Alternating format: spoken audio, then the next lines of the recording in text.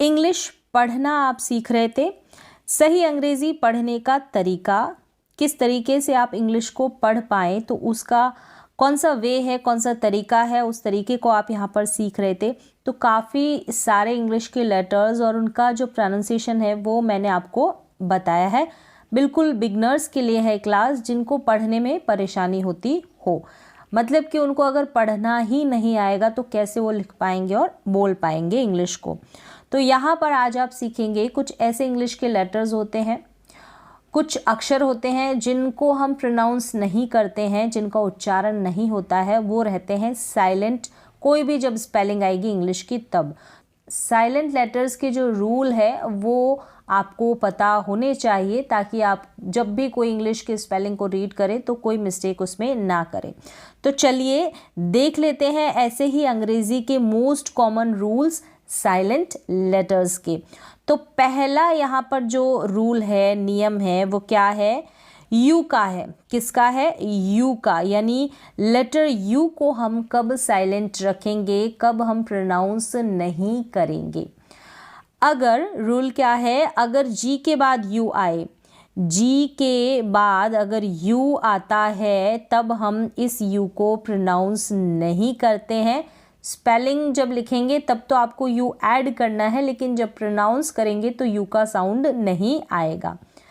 जैसे कि इन स्पेलिंग्स में दे रखा है जी के बाद यू, इन सारी ही स्पेलिंग्स में जी के बाद यू है और हम जो है यू का उच्चारण नहीं कर रहे हैं।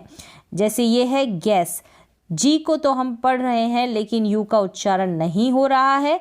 गैस का मतलब होता है अंदाज़ा लगाना, गैस करना। फिर यहाँ पर जैसे गाइडेंस है, तो गाइडेंस में भी हम देखेंगे कि यू का प्रोनाउंसिएशन नहीं हो रहा है, यू यहाँ पर साइलेंट है, क्योंकि जी इंग्लिश का जो लेटर जी है उसके बाद यू है। गाइडेंस यानी कि मार्गदर्शन करना। नेक्स्ट है, अगर हमने देखा हो आपने ध्यान से, तो गिटार की स्पेलिंग में भी आप इस तरीके से GITAR गिटार की स्पेलिंग नहीं लिखेंगे। आपको जी के बाद यू तो लगाना है लेकिन इसको प्रोनाउंस नहीं करना है, गिटार। नेक्स्ट जैसे आपने देखा होगा गार्ड, गार्ड मतलब जी के बाद यू है, यू साइलेंट है। गार्ड का मतलब पहरेदार होता है, और यहाँ पर गार्ड की कभी भी आप ऐसे स्पेलिंग नहीं लिख सकते GA, गार्ड आप लिख दे GAR और D। तो स्पेलिंग को भी आप स्पेलिंग का भी आप ध्यान रखें, तो गार्ड की स्पेलिंग होती है GUARD। तो इस तरीके से यहाँ पर इन स्पेलिंग्स में और भी ऐसी कई स्पेलिंग्स है, वहाँ पर अगर जी के बाद यू है तो उस यू को हम प्रोनाउंस नहीं करते हैं। बस आपको ध्यान रखना है स्पेलिंग को लिखते वक्त करेक्ट स्पेलिंग का। तो क्लियर हो गया, अगर जी के बाद यू आएगा तो मोस्टली हम यू का प्रोनाउंसिएशन नहीं करते हैं। अब बढ़ते हैं अगले नियम की तरफ, नेक्स्ट रूल की तरफ। क्या है यहाँ पर? एन जो है, एन है ना, एन हम कब प्रोनाउंस नहीं करते, एन का उच्चारण नहीं होता। तो रूल है, अगर एम के बाद एन आए तो मोस्टली आपको स्पेलिंग जो होगी ना उसके लास्ट में मिलेगा। ऐसी स्पेलिंग्स में एम के बाद अगर यू एन आता है तब हम इस एन का उच्चारण प्रोनाउंसिएशन नहीं करते हैं, यानी कि न साउंड नहीं आता है। जैसे कि यहाँ पर है ऑटम, ऑटम का मतलब है पतझड़। जब भी आप ऑटम की स्पेलिंग लिखेंगे तो आप एम तक ही ना छोड़ें, एम के बाद एन ज़रूर लिखें, क्योंकि एन जो है साइलेंट है, बोला नहीं जाएगा लेकिन स्पेलिंग में लिखा जाएगा। तो इस तरीके से आप इंग्लिश की करेक्ट स्पेलिंग को लिखना भी सीख सकते हैं। ऑटम का मतलब है पतझड़, क्लियर हो गया होगा। फिर है यहाँ पर हाइम, अब इसको हाइमन करके प्रोनाउंस ना करें, हाइम का मतलब होता है भजन गीत। तो हाइमन ऐसे नहीं पढ़ेंगे, हाइमन हाइमन नहीं, हाइम पढ़ेंगे। म के बाद जो है एन को हम प्रोनाउंस नहीं करेंगे, म तक ही यानी एम तक ही हम रुक जाएंगे, क्योंकि हाई म, एम को म प्रोनाउंस करते हैं ना, इसलिए म तक ही रुक जाएंगे, न का साउंड हम नहीं देंगे। फिर है यहाँ पर सोलम, क्या है? सोलम। यहाँ पर भी हम क्या करेंगे, एम के बाद एन है, एम के बाद क्या है? एन है, तो इस एन का उच्चारण हम नहीं करेंगे। सोलम का मतलब है गंभीर। तो यहाँ पर ये रूल भी आपने समझ लिया होगा। अब कुछ स्पेलिंग्स देखेंगे हम, जहाँ पर क्या है, W साइलेंट है। क्या है, W साइलेंट है। आपको ये जो W साइलेंट रहेगा ना, तो मोस्टली ऐसी स्पेलिंग मिलेगी, W के बाद R आएगा, वहाँ पर हम W को प्रोनाउंस नहीं करेंगे, और WH भी आएगा कुछ स्पेलिंग्स में, तो वहाँ पर भी हम W को प्रोनाउंस नहीं करेंगे, और एंड में भी आपको मिलेगा। तो उन स्पेलिंग्स को आप देख लें और उनकी प्रैक्टिस कर लें। जैसे कि यहाँ पर रूल के बिना भी आप कुछ स्पेलिंग्स को आपको ध्यान रखना होगा। जैसे कि यहाँ पर है, जैसे ये है राइट, तो यहाँ पर W के बाद R है, और इस स्पेलिंग में हम जब भी आप प्रोनाउंस करते होंगे देखते होंगे कि वराइट कभी नहीं बोलते, हम राइट बोलते हैं इसको। W को आप प्रोनाउंस नहीं करेंगे, R से शुरुआत करेंगे प्रोनाउंसिएशन की। राइट का मतलब होता है लिखना, राइट का मतलब होता है लिखना। तो शुरू में W के बाद R आता है तो कुछ स्पेलिंग्स आएगी, तो उनमें आपको ये ध्यान रखना है। अब आगे देख लेते हैं। अब W और H साथ में होगा, W और H स्टार्टिंग में होगा, तो यहाँ पर हम इस W को प्रोनाउंस नहीं करेंगे।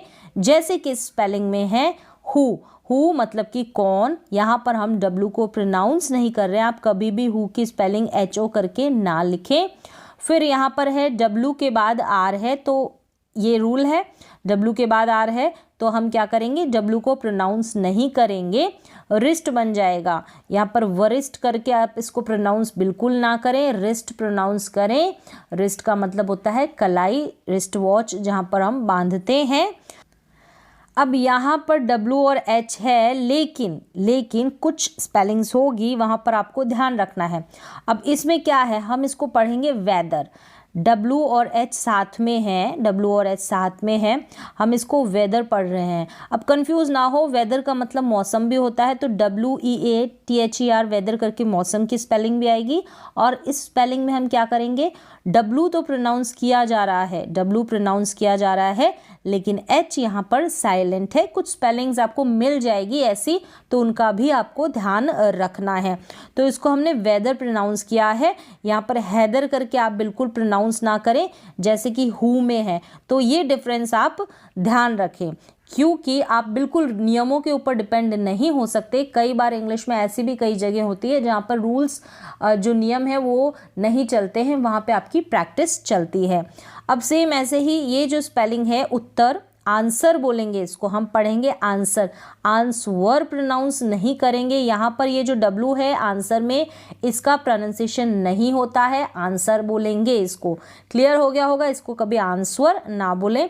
आंसर पढ़ते हो तो गलत प्रोनाउंसिएशन हो जाएगा, आप आंसर इसको पढ़ें। W यहाँ पर साइलेंट है।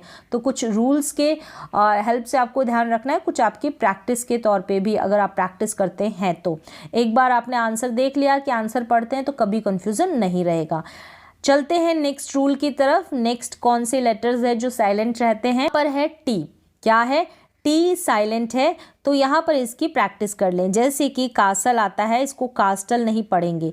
इन स्पेलिंग्स में T साइलेंट है, कास्टल पढ़ेंगे नहीं, कासल पढ़ेंगे। क्या पढ़ेंगे, कासल। T यहाँ पर साइलेंट है, कासल। फिर यहाँ पर इसको ऑफ्टन बिल्कुल ना पढ़ें, यहाँ पर भी T साइलेंट है, ऑफन पढ़ेंगे। क्या पढ़ेंगे, ऑफन। तो यहाँ पर कोई रूल आपको दिखाई नहीं दे रहा है, इनकी आप प्रैक्टिस करें। अब यहाँ पर इसको भी लिस्टन नहीं पढ़ेंगे, लिसन पढ़ेंगे। तो ये TEN वाली कुछ स्पेलिंग्स आपको मिल जाएगी, और भी कई स्पेलिंग्स हैं, उनकी भी आप जब प्रैक्टिस करेंगे तो आपको समझ में आ जाएगा। तो कासल को कास्टल ना पढ़ें, ऑफन को ऑफ्टन ना पढ़ें, लिसन को लिस्टन ना पढ़ें। तो ये आप ध्यान रखें, इन तीनों स्पेलिंग्स में T साइलेंट है।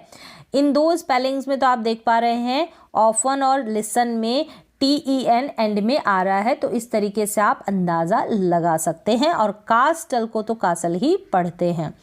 नेक्स्ट रूल की तरफ चलते हैं। नेक्स्ट कुछ स्पेलिंग्स है, जैसे कि M के बाद B आएगा, M के बाद, तो ये तो रूल है इसका, M के बाद B आएगा, तब हम क्या करेंगे, इस B को प्रोनाउंस नहीं करेंगे। हम कभी भी बॉम्ब बोलते हैं, बॉम्ब की स्पेलिंग बोलते हैं ना, बॉम्ब, तो वो गलत प्रोनाउंसिएशन हो जाता है। बॉम्ब ना बोले, बॉम्ब बोलेंगे, यानी M पे ही आप रुक जाएंगे। BOM लिखते हैं ना, BOM, इस M पे ही आप रुक जाएंगे। आप ऐसे समझेंगे कि लास्ट में बी नहीं है, लेकिन स्पेलिंग जब भी लिखेंगे ना बॉम्ब की तो बी आपको इंक्लूड ज़रूर करना है। BOM मत लिख देना, गलत हो जाएगा। तो यहाँ पर बॉम्ब में हम बॉम्ब नहीं बोलेंगे, बॉम्ब बोलेंगे, ठीक है। नेक्स्ट है, अब जब भी आप थंब बोलते हैं तो वो गलत प्रोनाउंसिएशन होता है। अब थंब यानी अंगूठा जो है उसको इंग्लिश में हम थंब बोलते हैं, आप बोल देते हैं थंब, तो वो गलत हो जाता है। तो इसको आप करेक्ट प्रोनाउंस करें, थंब बोलेंगे। यहाँ पर अगर एम के बाद जितनी भी स्पेलिंग है उसमें अगर बी आएगा तो प्रोनाउंस नहीं करेंगे। ऐसी काफ़ी सारी स्पेलिंग्स आपको मिल जाएगी, जैसे बॉम्ब हो गया, थम हो गया, थम म पे ही रुक जाना है आपको, बी यहाँ पर नहीं बोलना है। जैसे कि कंघा होता है उसको इंग्लिश में हम बोलते हैं कॉम, क्या बोलेंगे? कॉम, COMB लगता है उसमें भी, लेकिन बी कॉम्ब बोलेंगे ना तो गलत हो जाएगा। बी को अगर प्रोनाउंस करेंगे कॉम बोलेंगे, बी का प्रोनाउंसिएशन नहीं होता है। ऐसे और भी कई स्पेलिंग्स हैं, उनकी आप प्रैक्टिस कर लें। चलते हैं नेक्स्ट रूल की तरफ। अगर टी से पहले बी आ जाता है ना तो वहाँ पर भी हम क्या करते हैं, बी का उच्चारण नहीं करते, बी साइलेंट रहता है। लास्ट में टी है और फिर बी है, तो इस बी को प्रोनाउंस हम नहीं करेंगे। टी से पहले आ जाता है तभी आपको ध्यान रखना है। जैसे कि यहाँ पर है, इसको आप डैप्ट नहीं पढ़ेंगे, डैट पढ़ेंगे। क्या पढ़ेंगे? डैट, DET, जैसे इसको पढ़ते हैं ना डैट, इस तरीके से। यहाँ पर आपको बी स्पेलिंग में तो आपको प्रोनाउंस नहीं करना है, लेकिन लिखना ज़रूर है। फिर ये तो आप सही पढ़ते होंगे, डाउट पढ़ेंगे, बी यहाँ पर साइलेंट है, टी से पहले बी है इसलिए। तो इसका रूल है, ये आप ध्यान रख लें, डैट और डाउट, यहाँ पर बी साइलेंट है। चलिए अब कुछ और देख लेते हैं रूल्स। अब कुछ स्पेलिंग्स यहाँ पर बिना रूल्स की स्पेलिंग्स हैं, जहाँ पर जो क्या है रूल्स नहीं चलते हैं, जैसे कि इनका आप ध्यान रखें। जैसे कि ये है, हैंडकरचीफ बोलते हैं तो गलत हो जाता है। रुमाल को आप इंग्लिश में हैंडकरचीफ बोल देते हैं, हैंकरचीफ बोलेंगे, डी साइलेंट रहेगा। डी क्या रहेगा? साइलेंट रहेगा हैंकरचीफ में। नेक्स्ट है, हैंडसम बोलते हैं तो गलत हो जाता है प्रोनाउंसिएशन, हैंडसम बोलते हैं, हैंडसम, डी यहाँ पर साइलेंट रहता है। अभी तक आप बोल रहे होंगे हैंडसम, लेकिन आप हैंडसम बोले, डी साइलेंट रखें। लिखते वक्त आपको डी जरूर ऐड करना है हैंडसम में। तो इस तरीके से इन दो स्पेलिंग्स का आप ध्यान रखें। और कुछ स्पेलिंग्स है, जैसे कि आप वेडनेसडे बोलते हैं ना, वेडनेसडे, तो गलत हो जाएगा। यहाँ पर भी क्या है? डी साइलेंट है, वेंसडे बोलेंगे। आप क्या प्रोनाउंस करेंगे? वेंसडे। सेम ऐसे ही जो पदक होता है वेंसडे मतलब बुधवार, उसको हम इंग्लिश में बैज बोलते हैं। क्या बोलते हैं? बैज। अब बैडेज करके ना बोलें, बैडेज बोल दें, नहीं, बैज बोलेंगे। डी यहाँ पर साइलेंट रहेगा।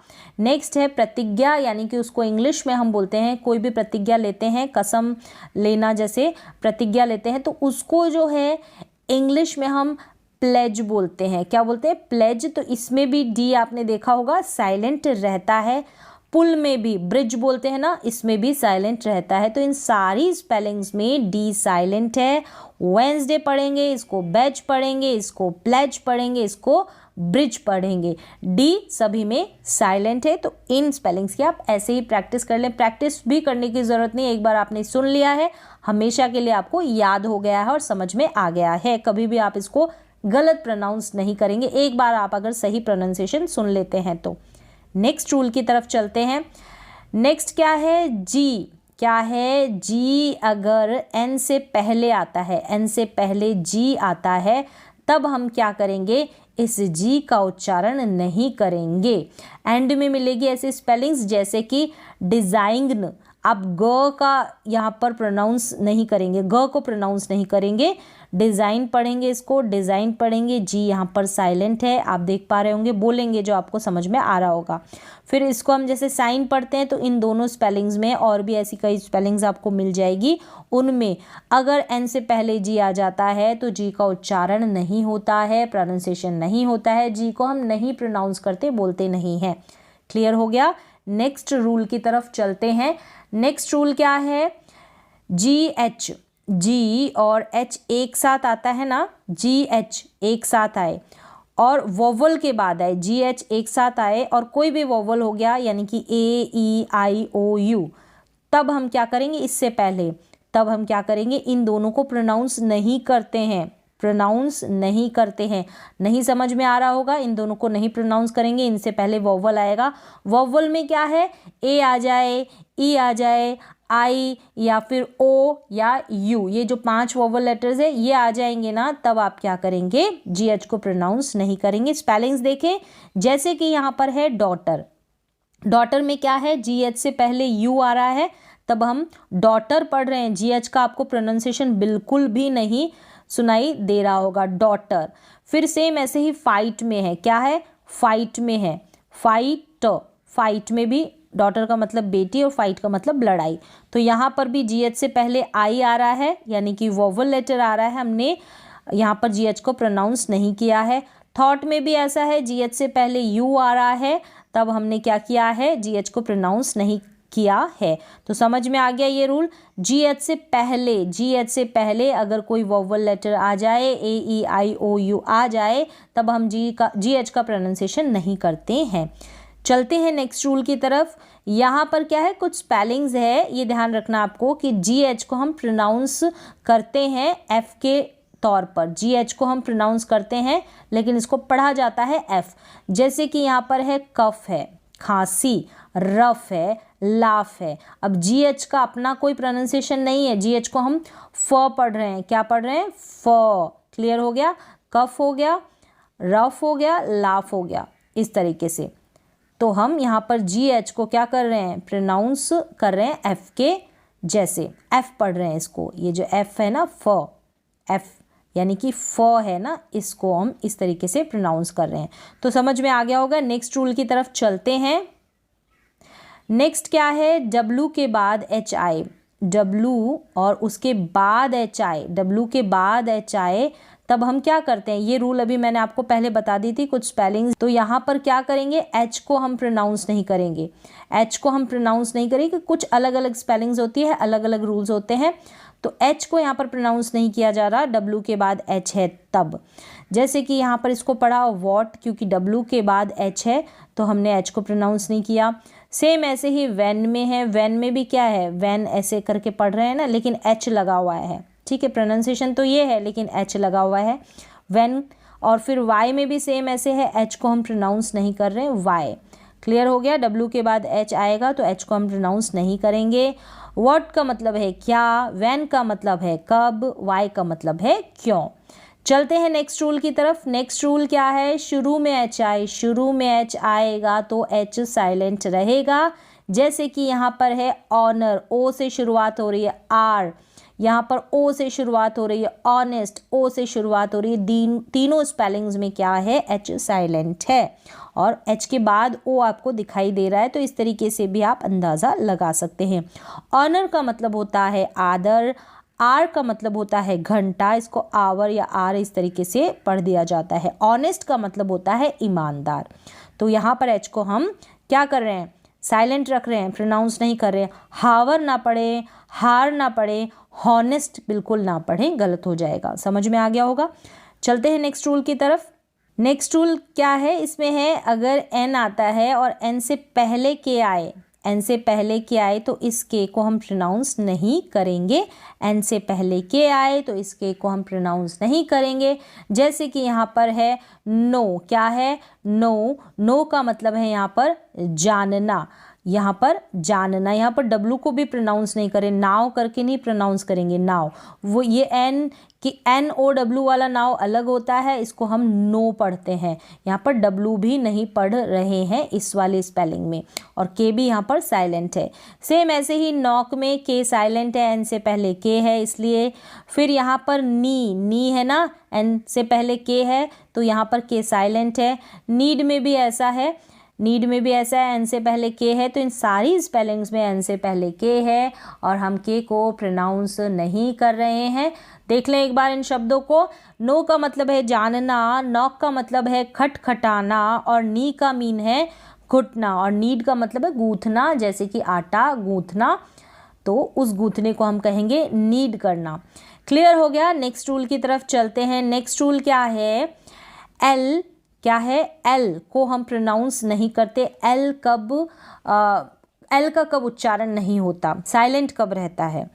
ए ओ यू के बाद, ए ओ यू, ये जो लेटर्स है ना ए ओ यू, इनके बाद क्या आए, एल आए। जैसे ए के बाद एल आ जाए, या फिर क्या ओ के बाद एल आ जाए, या फिर यू के बाद, या फिर यू के बाद एल आ जाए, तब हम क्या करेंगे, एल का प्रोनाउंसिएशन नहीं करेंगे। ऐसी सिचुएशन आएगी जैसे कि यहाँ पर सेम ऐसे ही है, ए के बाद एल है, इसमें ओ के बाद एल है, यहाँ पर ए के बाद एल है, हम एल को प्रोनाउंस नहीं कर रहे, तो इसको हम पढ़ेंगे काम, कालम नहीं पढ़ेंगे, काम का मतलब है शांति, इसको पढ़ेंगे फॉक, फॉल्क नहीं पढ़ेंगे, फॉक का मतलब है लोक।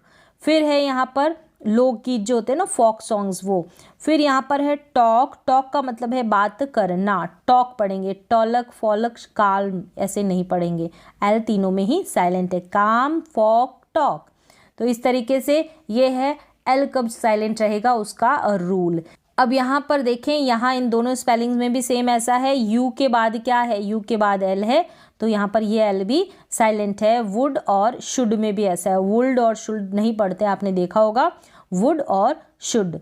क्लियर हो गया होगा। शुड का मतलब चाहिए, वुड जब भी हम इच्छा प्रकट करते हैं, अपनी विश को प्रकट करते हैं, वुड और शुड। तो इस तरीके से काफ़ी सारे रूल्स मैंने यहाँ पर क्लियर किए हैं आपको। आप अंग्रेज़ी को पढ़ना सीख सकते हैं इनकी हेल्प लेकर।